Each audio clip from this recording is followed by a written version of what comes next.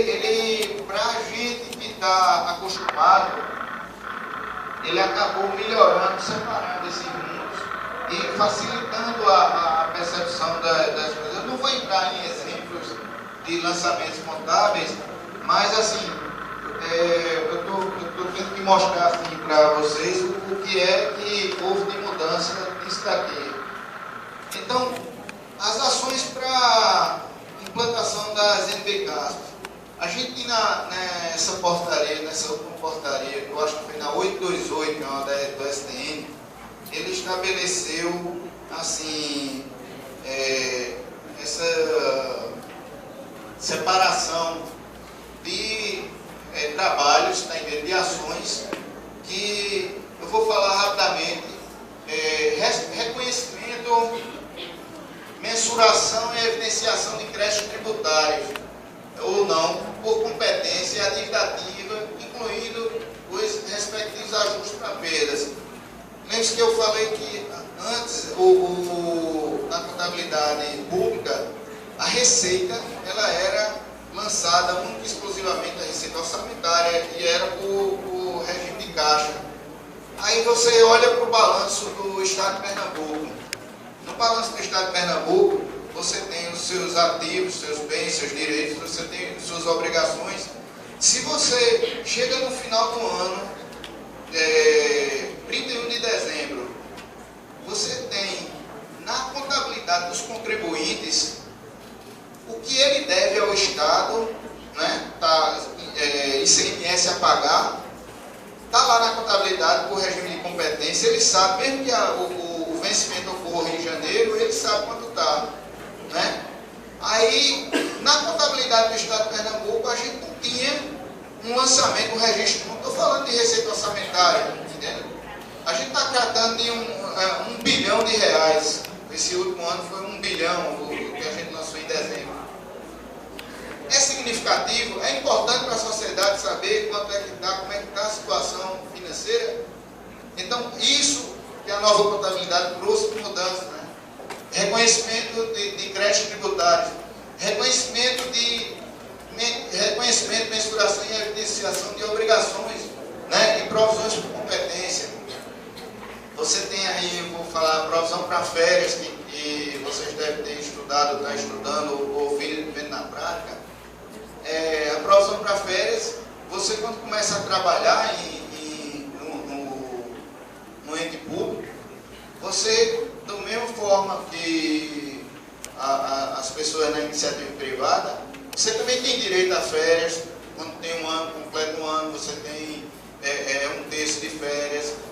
E aquilo dali, se você não lança de acordo com a competência, você pode chegar numa situação em que no final do ano o teu balanço está totalmente desatualizado, porque não está demonstrando quanto o Estado deve de férias, né, aos seus servidores.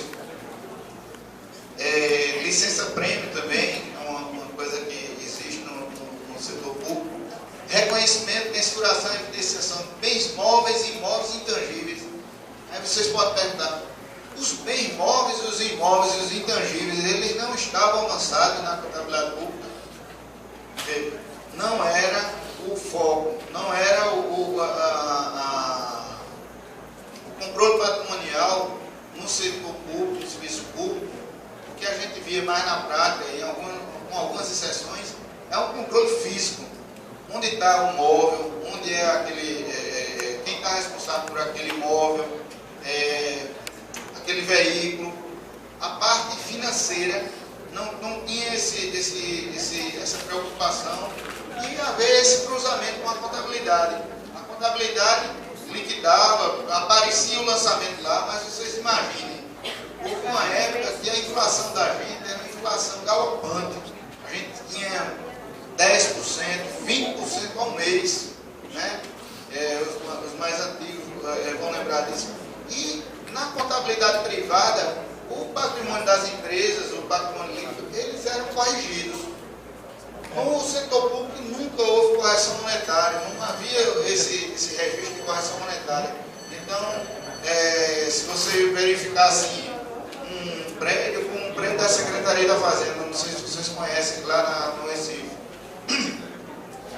saldo zero na contabilidade. Foi construído, ele tem um valor, né? É um prédio próprio, e assim como tudo que se gastou na época de inflação foi cortando zero, cortando zero, cortando zero, e todo aquele patrimônio até 94 ele está com saldo irrisório, né? Como o controle patrimonial ele não era muito significativo, não havia necessidade de depreciação.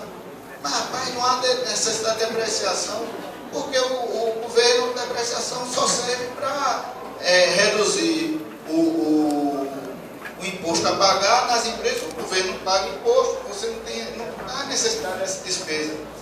Mas quando a gente está pensando assim, o que é depreciação? Depreciação é o reconhecimento do desgaste, né? Você tem um bem que você adquire e você está trazendo para a despesa, trazendo para o seu resultado de acordo com o seu uso. Ele vai chegar até um valor residual. Então, registro de fenômenos econômicos resultantes ou independentes da execução orçamentária, como depreciação, amortização, exaustão, reconhecimento e evidenciação dos ativos de infraestrutura.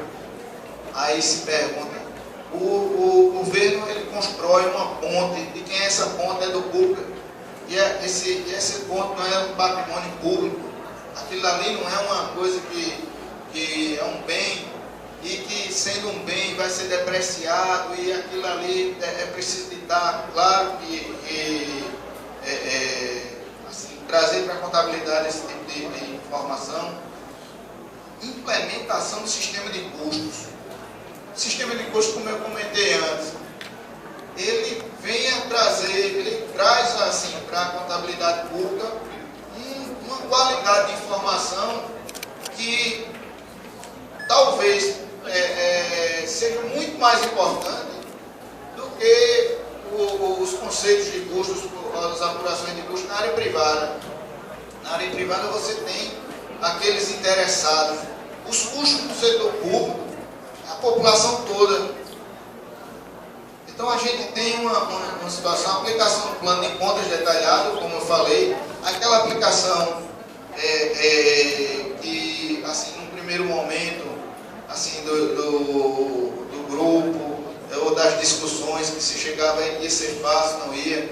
Quem está à frente desse processo é que sabe como é complicado você aplicar aquele plano de contas. Novos padrões demonstrativos contábeis. A gente tem assim, o balanço, né, as demonstrações contábeis que foram estabelecidas na Lei 4320, né? A gente tem a Lei de Responsabilidade Fiscal também. E, assim, quando a gente modificou o plano de contas, a gente precisou pensar em um modelo também novo. A gente não vai ter mais o ativo financeiro e o ativo permanente só. A gente vai ter ativo circulante, ativo não circulante, a gente vai ter passivo circulante, né? E demais aspectos patrimoniais previstos no Manual de Contabilidade aplicado ao setor público. Quando a gente está falando assim, do setor público, a gente tem uma complexidade, a gente tem algumas características de, por exemplo, um consórcio. Você já pode ter ouvido falar, consórcio público. Você tem várias prefeituras, ou uma prefeitura e um governo de estado, que se reúnem e vão botar um ente de fora para gastar por eles. Então, assim, em Santa Catarina você tem um exemplo de consórcio de saúde, e as prefeituras se reúnem, né? E uma investe em ortopedia, outra investe em uma coisa, então fica cada um com isso no hospital geral e gastando de uma forma desordenada. Eles se juntam para fazer um determinado bem. No Estado, está atrapalhando vocês aí? Vocês estão ouvindo aí, não? No Estado, a gente tem um consórcio muito complicado, que é o consórcio de transporte público, Grande Recife.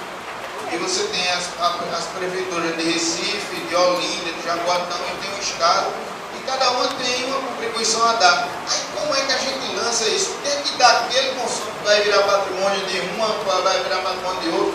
Aí começa a se discutir também, será que as prefeituras também não estão utilizando o consórcio para esconder a despesa de pessoal? Aí você, quanto mais começa a analisar, mais complexidade vai tendo, né?